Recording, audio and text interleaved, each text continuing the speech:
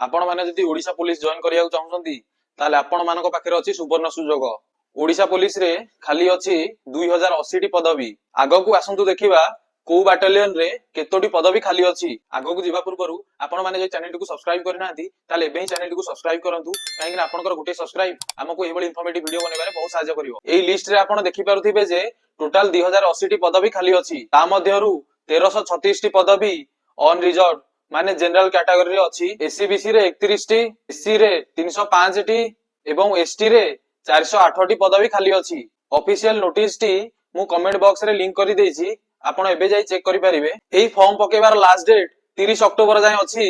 तेबे आपण माने 30 तारिख जाय वेट न करी ता भितरे जाई अप्लाई करि नियंतु। आउ ए वीडियो टू को एबे ही शेयर करंतु काहे कि आपनकर केही संग साथी थिबे जे डिफेंस लाइन रे जॉब करिया पई प्रिपेयर करथिबे किंतु ए जॉब विषय रे से जानि नथिबे। आपनकर गोटिए शेयर हुई तो तांकर ड्रीम जॉब पाइबारे तांकु सहायता करि परिबो।